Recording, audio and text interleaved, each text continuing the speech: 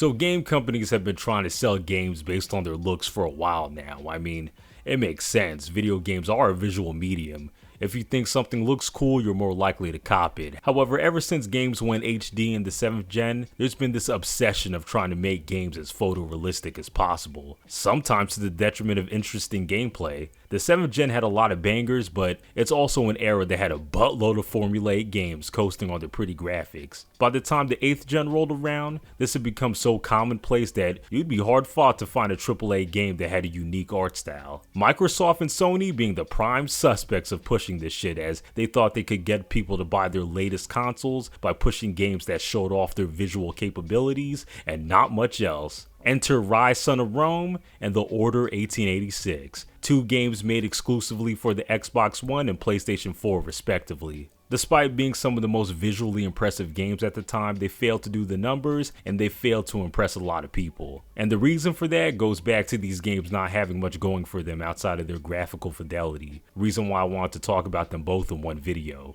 They're two flops by rival companies in the same era that prove that graphics aren't everything. Also, both games are so short and lacking in content that splicing them both up into separate vids wouldn't even be necessary. There's not going to be many direct comparisons like with the infamous versus prototype vids, and that's because we're dealing with two completely different genres here. Not to mention, unlike those games, there's barely any nostalgia floating for these. Like, when's the last time you heard someone be like, oh yeah man, Ryse Son of Rome, yeah, that was my shit back in the day.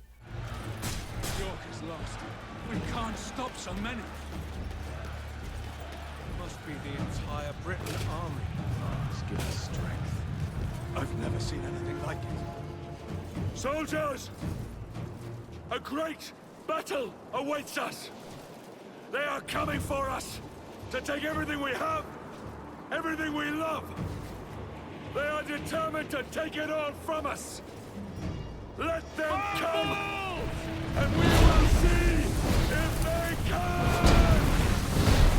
So Ryse Son of Rome sees us playing as Marius, Roman general who leads Rome's forces against a bunch of Briton barbarians. The game opens with Rome itself getting invaded by these guys, with Marius fighting his way to Emperor Nero. When he gets there, he leads the Emperor to safety, but when asked about who the hell he is, a massive flashback ensues. We're taken back, I'm guessing, a few months prior, where Marius returns home to his family. He catches up with his father, but the peace is quickly interrupted by a barbarian invasion. Marius and his father fight through a crap ton of these guys, but it ain't enough, as both the father and the rest of the family eventually get murked. Feeling distraught and vengeful, Marius, along with his comrade Commander Vitalian, invade Britannia in order to quell a rebellion. For the rest of the game, it's Romans versus barbarians, with Marius leading the charge. Some betrayals and other mystical shit happens along the way, but we'll get to this later. Yeah, no Office PC back in 2013 was running this. A decade later, and this game can hang graphically with what's coming out now.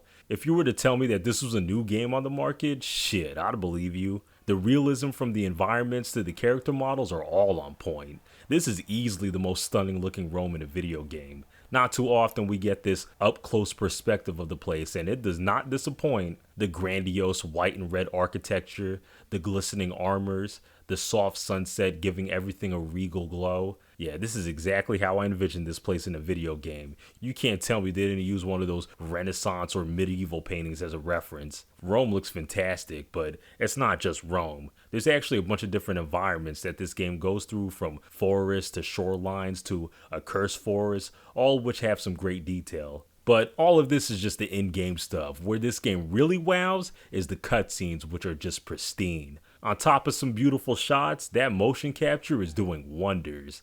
Character expressions are appropriately palpable, and the movements feel real. At least for the most part. Yeah, they had to get this right because there's a lot of goddamn cutscenes in this game. The story was definitely a priority here, and there's some issues with it, but not with the visuals.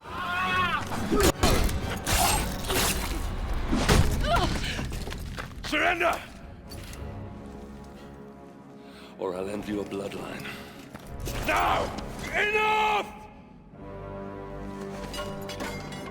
Wish this game ran as well as it looked though. Don't know how this ran on the Xbox One, but the PC port had no care put into it. If y'all been thinking that this game is looking a bit choppy, well, that's because it is. The frame rate is just all over the place. This game be going from 120 frames to below 30 back up to 60 all in the span of a couple of seconds. Whether you're in combat or not, this happens the entire game, and man does it feel like shit. Part of me would rather deal with constant low frames than whatever the fuck this is. At least then the timings and animations would look coherent. I tried different settings such as VSync to see if that would help, but nah, it just slows things down to a fault. This is just a bad port. Apparently there's other issues with it, such as corrupted saves, not launching, and the game looping that I luckily didn't run into, but these seem to be common problems for a bunch of others. So the game looks nice but runs like shit. How does it play though? Surely a game where you play as a badass Roman soldier powering through hordes has some value, right? Well, on the surface things are looking pretty dope.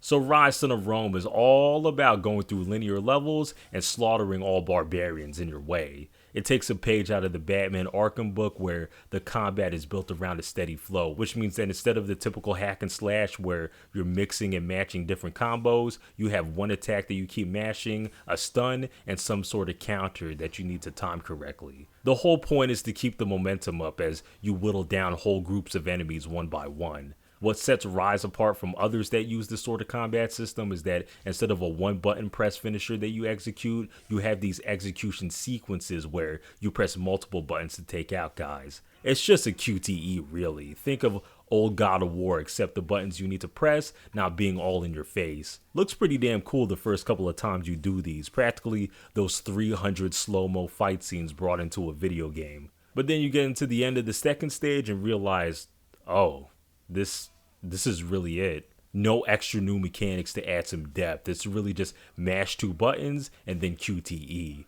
QTEs that you don't even need to press the right button for, by the way. Yeah, there's no fail state for fucking these up. When a dude lights up yellow, which obviously means press Y, you can press X and vice versa. I don't know what the idea was here. It makes performing these executions feel mad hollow and brain dead, especially since it's the same 6 animations every time. I hope you like the look of these things because you're going to be seeing it a lot. God, and there's also so much goddamn fighting in this game, which would be welcome in another action game, but the combat here just isn't deep enough, man. This game is only 6 hours long, but it felt like 12 due to the repetition. By the end of the 3rd level, I was already like, getting kind of bored.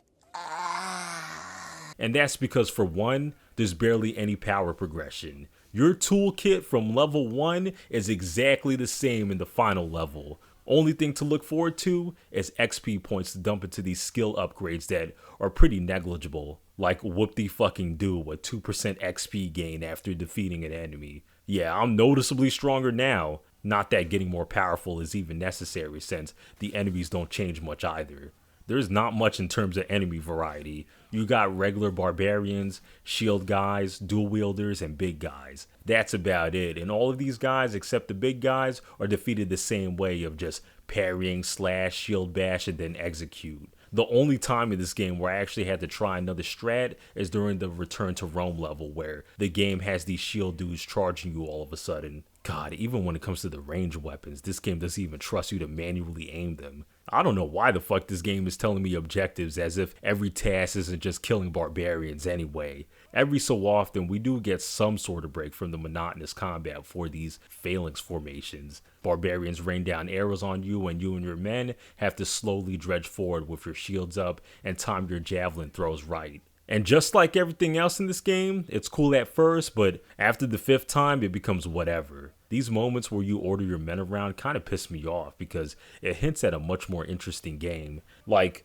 wouldn't it be cool in these group fights if you could give commands to your men? Wouldn't it be dope if you could do like team finishers with them? Wouldn't it be dope if before defense missions you could strategically place your army in certain spots? Well, I guess at that point it would be a totally different game, but I'd rather play that than this. Even the bosses ain't shit. Practically all of them are just slightly more defensive versions of the regular enemies you constantly run into. Not much excitement or challenge with them, really. It's just waiting for one specific move to parry so you can actually get some hits in. Boudica in particular was a fucking joke. Yeah, no, Crytek should have paid closer attention to the other games with this free-flowing combat system. People didn't just mess with those games just because of this. There was a lot of interesting mechanics on top of the fighting that paced things out and added some depth. Batman had stealth gadgets and an open world to explore, and the Middle-earth games had an open world to explore along with the Nemesis system that adds a whole bunch of unpredictability.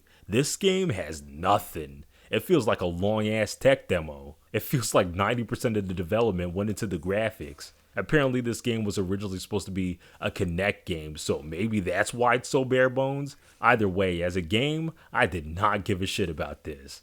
What about the narrative though? Surely with cutscenes this good looking, there has to be something compelling here, right? Well... The gods do not favor us! We must fall back. Flee. Is that what you left your post to tell me? Is that why you left your men? We have been summoned by the gods, and you want to flee? I should kill you myself. You bring dishonor to your men. You bring dishonor to me. You bring dishonor to Rome! I swear to you, Centurion, Rome will not fall. Not today. Man, I was getting some deja vu following this story, and the reason is because I've already seen it before. This is practically Gladiator if we saw more of Maximus's military journeys. It ain't one for one, but man, there was so much of this game's plot that's taken from that movie. The Roman general loses their family, becomes a gladiator, and swears revenge against the emperor for all of their wrongdoings. Wish it was more like the movie though, because the military excursions aren't as exciting as I thought. The first 2/3 of this game were whatever, just an angry guy taking out his rage against what he deems as hordes of savages. Felt pretty aimless, and thematically, I thought that would be the point to show the futility in Marius' efforts and reveal to him that his real struggles from within, both within himself and the Roman Empire that he swore allegiance to. But nah, this was more or less just some shit for the player to do and to pad out game time. Doesn't mean that there weren't any interesting narrative beats. At the core of it, Ryse Son of Rome is the story of a loyal man becoming disillusioned by the system that he's sworn to protect. Starts off as a proud soldier doing his due diligence, gets screwed over, buys into the propaganda of the other being responsible, until he realizes that it's those in his own hierarchy that are some of the most corrupt. The game gets this across by always painting the soldiers as these proud patriots willing to do anything to protect the state, while the royalty is constantly written to be these pompous, sadistic pricks. It works because you hate these guys as soon as you meet them, and you can easily predict that they probably had something to do with Marius' turmoil from a mile away. When the Romans actually captured the barbarian king in Boudica and bring them back to York, that's when I thought that this game would do the whole thing where it humanizes the barbarians and makes us see their side of things, especially since in this whole scene the Romans are portrayed as just as savage as they are. But weirdly enough, this game doesn't really do that. Nah, the attitude against the Britons is racism all the way through. At the end of the game, Marius even forgoes his quest of revenge temporarily just to defend Rome against these guys one last time. To these guys, the fall of Rome means the end of civilized society, which probably isn't too dissimilar to how the Romans felt in reality, but narratively, this kind of flies into the face of the message that this game was trying to convey. What is that message? Well, from what I gathered, it's that revenge leads to more vengeance and in turn more grief. Almost all the invasions in this game is simply a retaliation for something else. Rome gets invaded in the beginning of the game, which then leads them to invade Britannia. Commodus is pissed for being defied, kills the king, which angers the Britons even more, which leads to even more invasions at York and Rome. And who's to say after that last invasion of Rome that the Romans aren't going to retaliate for that? Not once was there ever any introspection on the parts of Marius or the other Romans where they were just like, maybe we should quell this endless cycle through other means, because clearly fighting with fire isn't working. Marius himself is a pretty bland, strong warrior character that we've seen like a million times before. Isn't really entertaining to watch or relatable, but His arc of becoming this vengeful spirit and enacting justice is done well, if a bit on the nose. Like, giving us the story of Damocles in the beginning for context was fine. What's not fine is this game blatantly telling us that Marius is Damocles at various points afterwards, as if we can't make the connections ourselves. I was done when literal gods started showing up out of nowhere to meddle with things. What the fuck is this, God of War? I thought this was supposed to be a grounded story. Damn, if magic and gods were on the table this whole time, that means that we could have had some sort of special powers in the gameplay. This is kind of a side tangent, but why in so much media do Romans have British accents when in reality these dudes probably sounded like one of these countries? Anyway, that's all I gotta say about this one. As you can tell, I'm not too crazy about this game. It looks nice, but that's about it. How did Sony do with its style over substance game? Well, unlike Ryse Son of Rome, where it just kind of came out and people shrugged, mad people were actually hyped about this one. Just off the E3 trailer alone, no other game captured this sort of vibe. At a time where so many AAA games were on some Michael Bay shit, it was refreshing seeing a high-budget Victorian England game that leans into horror. Then the game came out, and people found out that it didn't play as cool as it looked. Yeah, I remember when this game came out. There were a bunch of videos knocking this down a peg. It somehow sparked a whole convo on video game length. This confused me after playing this game myself because the short length isn't the main issue here. Different genre and time period, but this game contains many of the same issues I had with Ryse. Before we get into that though, what the hell is this game about? Hands on your head! You have betrayed our order! No one may escape the penalty! You forget, Lord Chancellor. I'm as good as dead already.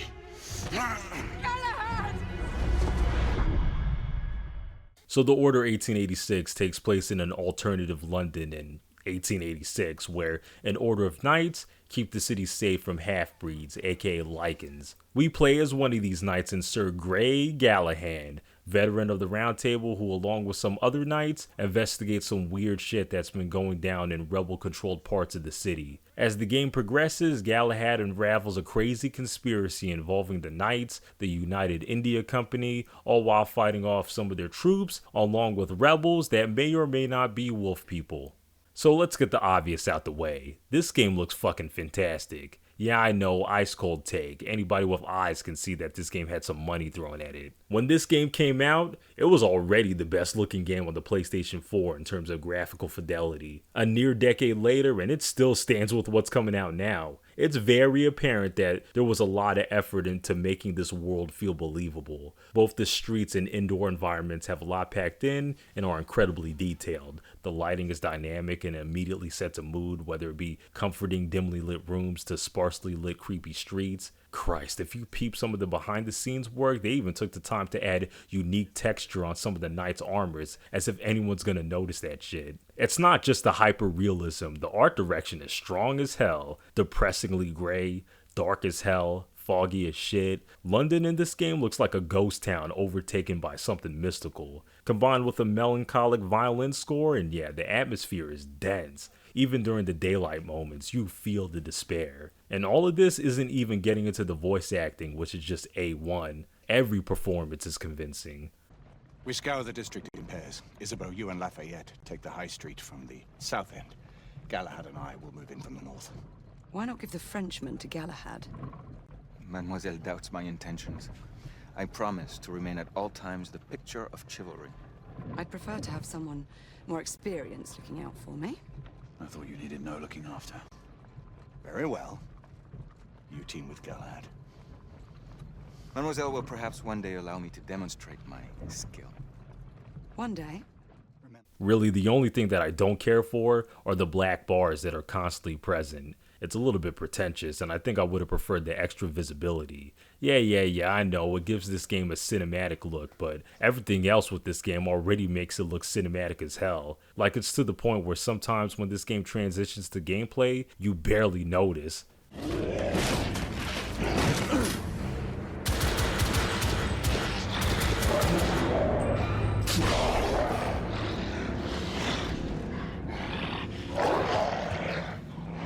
Easy.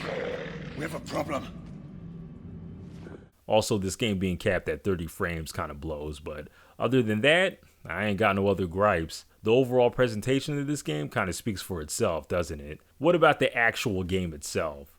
Well, I can already tell you that there's more going on here than in Ryse, but what's going on here still feels like a bunch of shit that I've already played before. No lie, if you played any cover shooter in the last 15 years, then you've already played this game. There's practically no deviation on the formula here. You see a clearly marked cover, and you know what it is. Duck and cover and then pop shot guys when they leave cover. Rinse and repeat for 7 hours. Incredibly formulaic, but at least the mechanics are refined enough to feel good. Aiming's on point, there's a nice weight to your gunshots, and there's some awesome carnage you can inflict with limbs flying off guys and shit. When it comes to the weapon variety, this is when the weird steampunk stuff starts to show itself. Of course, you got standard assault rifles and pistols, but we also got this induction rifles that zaps the shit out of guys, this thermite rifle that shoots a magnesium shot first that you shoot after to combust flames everywhere, and a triple barrel shotgun that fires 3 slugs at the same time. The last one is the least chaotic conceptually, but man,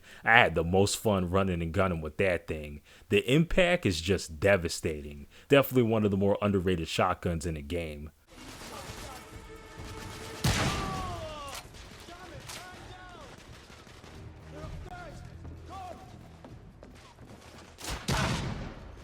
Oh shit!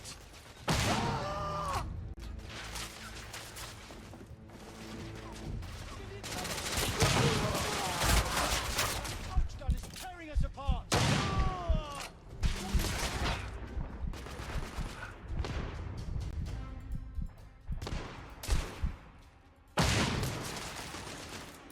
Let's keep moving.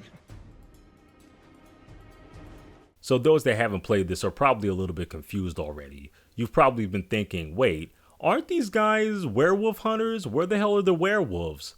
Well, they're here, but there ain't a lot of them. Precisely 2 times throughout the game, you get locked in a room where you have to take down 3 lichens that only lunge at you. You dodge their easily telegraphed attack, shoot them down, and that's it. That's the extent of facing off with the lichens in this game, at least as a group threat. 2 times throughout this game, you do face off against this alpha lichen as a boss battle, whose introduction is actually pretty terrifying. But then you get into the boss fight proper and find out that it's just one big quick time event.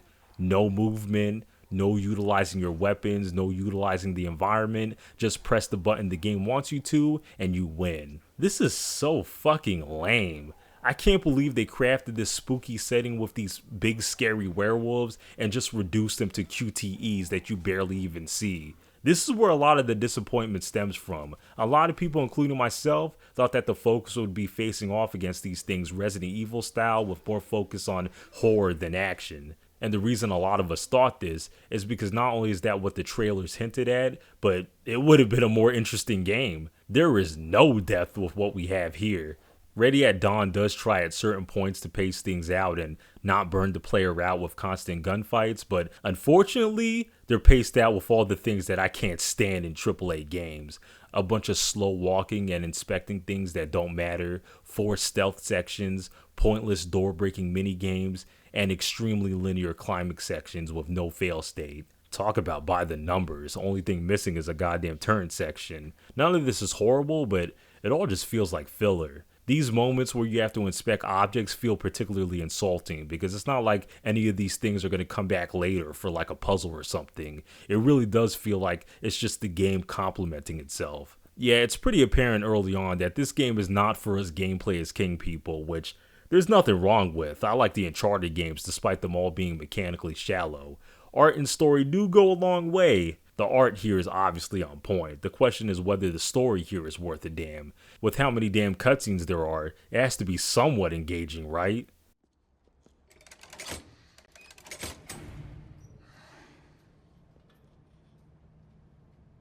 Everything to your liking thus far? Quite. Just another ordinary London morning. Indeed. Although I do hope that was only the beginning.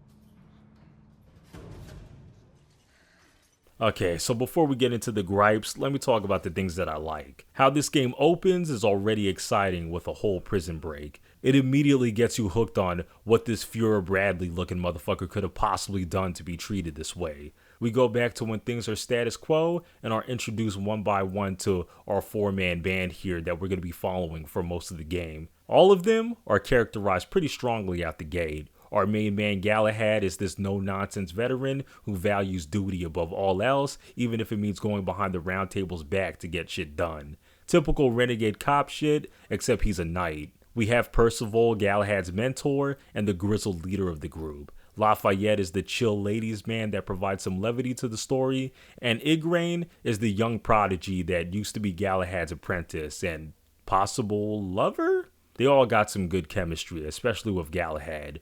Wish there were more moments of us getting to connecting these guys as a group, because it quickly turns into Galahad going on adventures with only one other character. We never really get to know who any of these people are outside of their surface level archetypes, which is why it's tough to give a shit about Percival's death. Galahad and him obviously had a history, which is why he's so distraught after, but we as the audience still get a chance to feel that.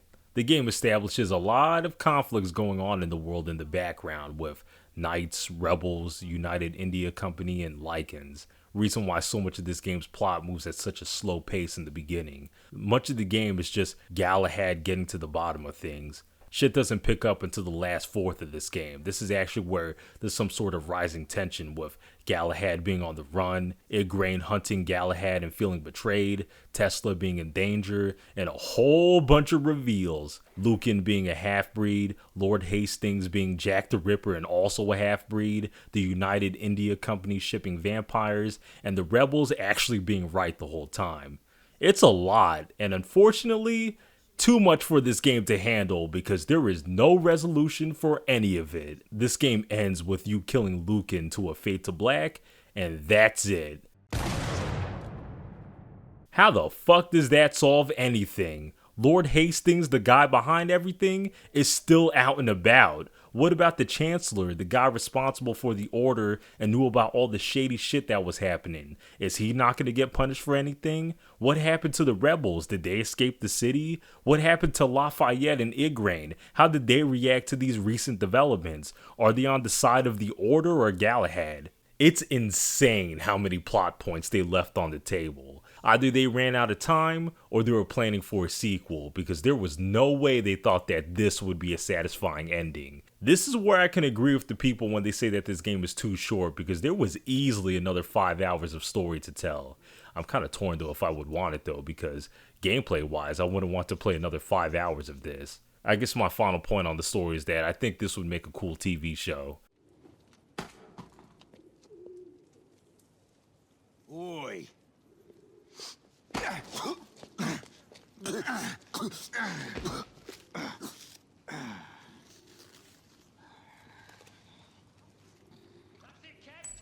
on, you have to stop it out of him. So yeah, that's Ryse Son of Rome and The Order 1886. Two fantastic looking games of their era that didn't make waves as expected. They showcased the power of their respective consoles, but didn't stick into the minds of people long after. And the reason is because you need more than fancy graphics to entice people. As far as which of these games is better, I think it's The Order 1886. Unlike Ryse, I didn't get burnt out halfway playing through it, and I was actually invested in seeing where things were going with the narrative. Like, I actually wouldn't mind a sequel because with that ending, there's a lot of places they can go with it. Unfortunately, Ready at Dawn only makes VR games now, so that's probably not going to happen. Anyway, that's all I got to say about this. Do all the things to boost this video in the algorithm, and I'll see y'all next time.